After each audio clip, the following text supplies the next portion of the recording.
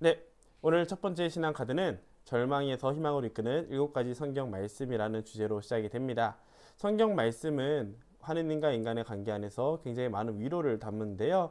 특별히 하느님을 향해서 나아가도록 이끌어주는 말씀도 많이 있지만 또한 우리가 힘들고 어려울 때 방향성을 잡아주고 이끌어주시는 그런 말씀들도 많이 있습니다.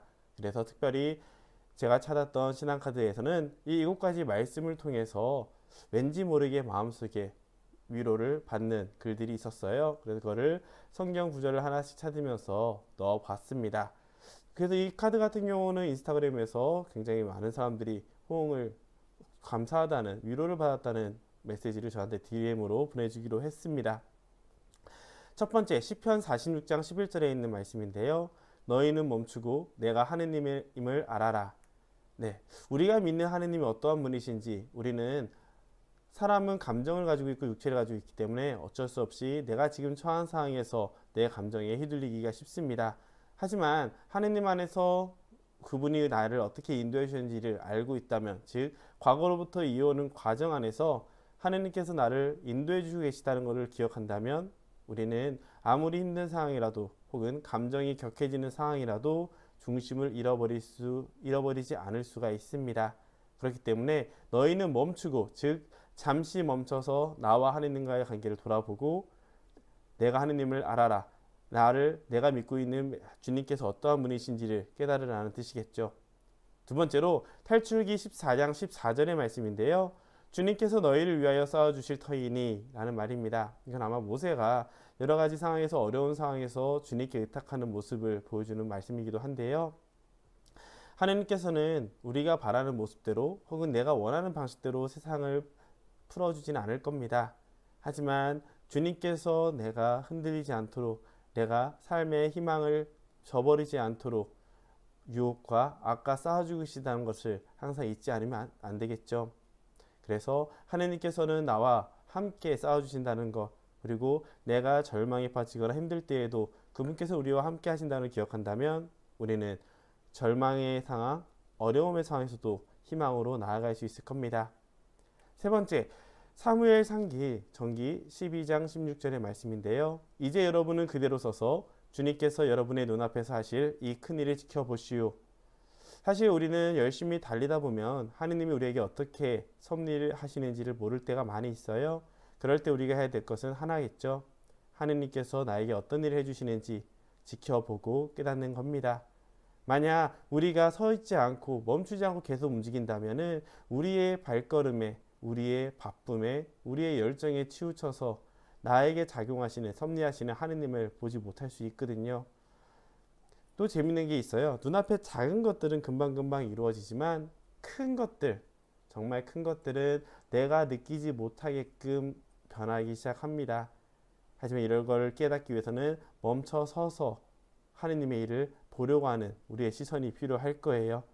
자, 그렇기 때문에 사무엘 상기 전기가 우리에게 위로를 준다면 탈출기 14장 13절의 말씀 역시 아까 전 연결돼서 위로를 줍니다. 두려워하지들 마라. 똑바로 서서 오늘 주님께서 너희를 위하여 이루실 구원을 보아라. 네, 결국 하느님께서 우리에게 어떻게 하시는지는 주님께서 우리에게 어떻게 작용하는지를 보시면 도움이 될 거예요. 그리고 내가 두려워하면 할수록 감정이 치우쳐서 하느님의 일을 보지 못한다는 것, 그리고 우리와 함께 하시는 하느님, 나를 믿어주시고 이끌어주시는 하느님께서는 결국 악해서도 선을 이끌어내시는 분이라는 것을 믿고 있다면 조금 더 희망을 가지고 살아갈 수 있겠죠. 그런 희망을 가지고 우리가 해야 될 역할은 시편 37장 7절의 말씀입니다. 주님 앞에 고요히 머물며 그분을 고대하여라. 하느님 앞에서 머물려고 하지 않는다면 나와 하느님과의 관계는 사실 의미가 없겠죠. 주님 안에 머문다는 것은 내 삶에 주님을 초대한다는 것이고 내가 주님께 의탁한다는 뜻입니다. 그럴 때 주님께서는 우리를 품어주시지, 내가 아무것도 활동, 액션을 취하지 않고 하느님께서 그저 해주시기만을 바란다면 주님께서는 우리에게 많은 것을 주고 싶어도 우리가 스스로 받아들이지 못하는 상황이 될 겁니다. 그렇기 때문에 멈춰서서 하느님을 향할 것, 고요히 그분 안에 머물면서 고대할 것, 그것이 희망으로 나아가는 자세가 되겠죠. 여섯 번째, 이사야서에서도 이렇게 말씀이 있습니다. 주님께 바라는 이들은 새 힘을 얻고 독수리처럼 날개치며 올라간다.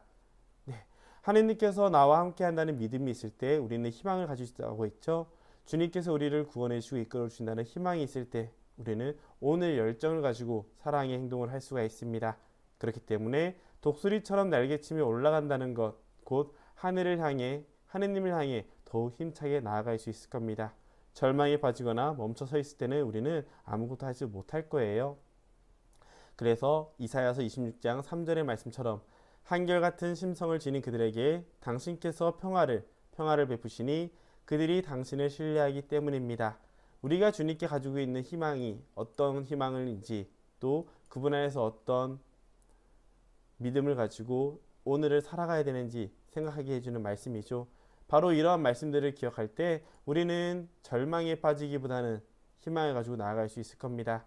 그러면 정리하면 이렇게 되겠죠. 첫째, 하느님 앞에서 희망을 다시 한번 말씀드릴게요. 첫째, 잠시 내가 열심히 달리고 있는 것을 멈추는 겁니다. 내 감정을 살피고 내 상태를 바라보면서 하느님이, 내가 믿고 있는 하느님이 어떤 분이신지 다시 돌아보는 것이죠. 하느님께서 어떠한 분이신지 돌아봤다면 두 번째, 이제 주님 앞에서 머물려고 하는 겁니다. 주님 앞에 머물면서 그분께서 나를 어떻게 인도하시려고 하는지 희망을 가지면은 우리는 지금의 어둠에서, 절망에서 한 걸음 나아갈 수 있을 겁니다. 거기서 멈추면 안 되고요. 이제 하느님 안에서 믿음이 있으니 희망을 바라보고 지금 사랑의 행동을 해야 됩니다.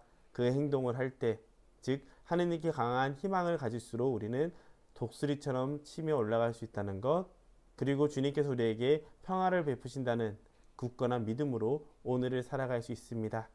이렇게 주님께서 어떠한 분이신지, 내 감정이 휘둘려서 주님을 오해하거나 내가 보고 싶은 것만 보지 않으려고 하는 자세, 그리고 주님은 나를 구원하시려고 한다는 희망을 놓치지 않는 자세, 그럴 때 우리는 희망이라는 행동, 곧 오늘을 사랑하며 열정적으로 살아갈 수 있다는 그 희망을 가지고 있었으면 좋겠습니다.